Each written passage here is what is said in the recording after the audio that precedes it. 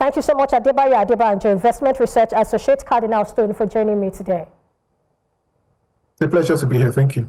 Absolutely. Well, I'm not sure you saw this coming, but I mean, what has been your reaction to the news?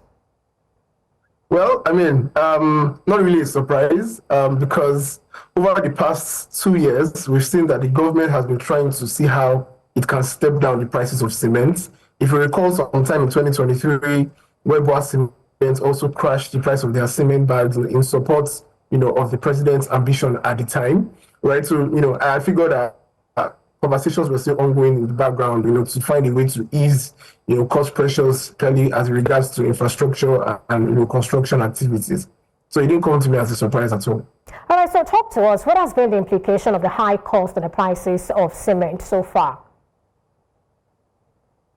I mean, it's a battle of two halves. I mean, on one hand, the costs have been transferred to customers. So you'd see that across most of the cement players, if you look at their Q1 numbers, they've been reporting really, really strong top line performance. So you could say that a good part of those pressures of costs, are being passed on to the customers, right? So already customers are at once feeling the brunt, or for the most part, of all these rising cost pressures as it relates to construction and building activities. So I would say that it's not exactly terrible for them. I mean, we are all feeling the impact of the inflationary pressures in the country.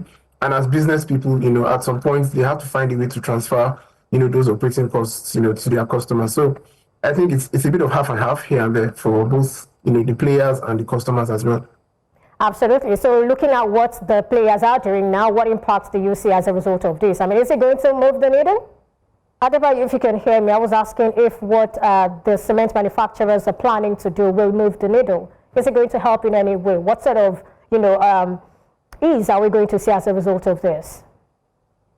Yes, I mean, I think on the plus side, given that this project or this ambition is mostly largely for, the Renewed Hope infrastructure projects. So I think that all the projects that would be commissioned from that plan would somewhat be subsidized for the average Nigerian. So say, estates or buildings or housing flats that are constructed from this project, I expect that it should translate into cheaper housing costs for the average Nigerian. We should see more low-cost housing estates spring up from the renewed agenda, and this should also help to ease part of the overall costs that the average Nigerian is facing as regards to rents, and property related costs. So those are kind of the benefits that I see. I don't particularly see the average Nigerian buying cement more cheaper, because as you can see from the article, it says that the cement subsidizing is for just Renewed Hope projects. So I think that where it would benefit the average Nigerian is the indirect benefit from the projects when they are commissioned, not from cheaper cement prices. Well, that's quite interesting, because I was about to ask you if Nigerians should expect that this particular measure will be extended to them in due course, or maybe we're expecting too much if we're expecting that to happen.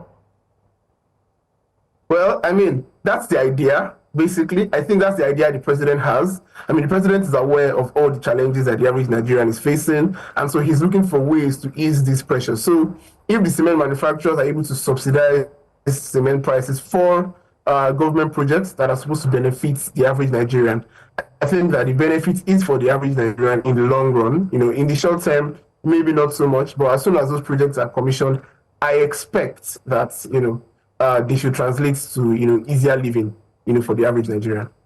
Before I go to my next question, I just want to put this in. I mean, there is also the intention to crash food prices, according to the BUA CEO. Now, I guess that is something Nigerians should sort of be excited about. How significant do you think this will be?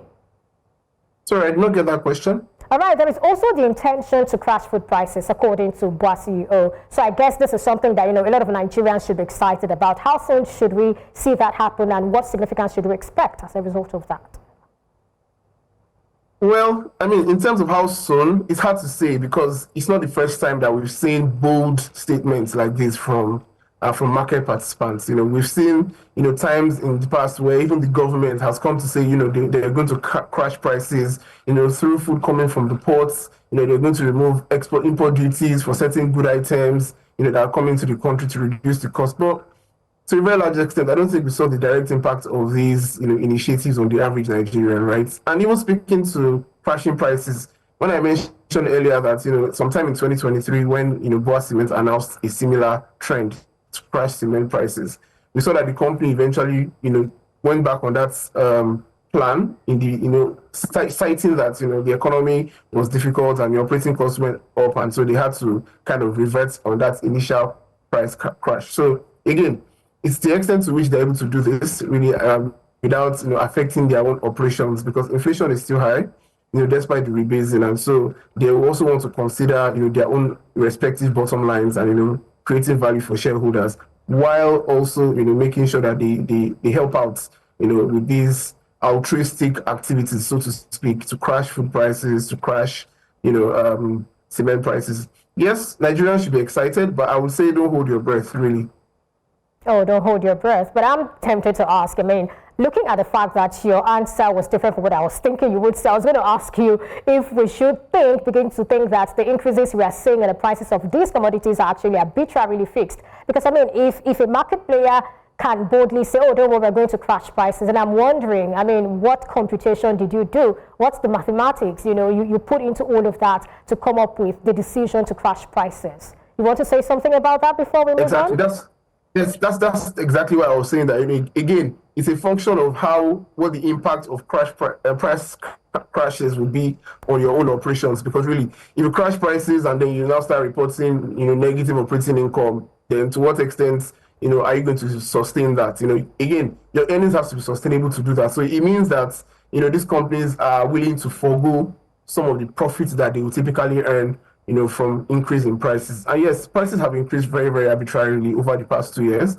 And it's no surprise. Given how, FX impact has moved, we've seen how, inflation has also trended in that time. So it kind of made sense that, prices will kind of move in line with these economic indices. But I think that given that there's been a bit of stability in the economy in terms of foreign exchange volatility, and I think inflation has been trending, somewhat stable or even lower in recent times. So I kind of think that, we will not see the same level of outsized increases in commodity prices going forward. And I think this is what has informed, the decision. So probably they will maintain prices at current levels on average, while they are stepping it down for renewed hope projects. And we don't expect to see significant jumps, in prices. Okay, let's close with this. You're an industry watcher, and I assume you're familiar with price movements in the industry. So talk to us, what's your outlook about prices, especially cement prices? Up until this moment, I had expected that we would see, continued increases, maybe not as large as we have seen in the past couple of years, but I had expected that we would still see things like revenue per ton for cement players to increase over the course of the year. But now that, they are likely to, subsidize prices for renewed hope projects, the extent to which the prices increase will now be a function of how much of their production goes to these projects at subsidized prices, right? So if we see more... So what I get you say is at the end of the day, someone is going to have to pay for that subsidy given the federal government. Exactly. Okay, so, Robin Peter to pay Paul there. All right, thank you so much, Adebayo Adebanjo, Investment Research Associate at Cardinal Stone, for your thoughts on the show today. Thank you.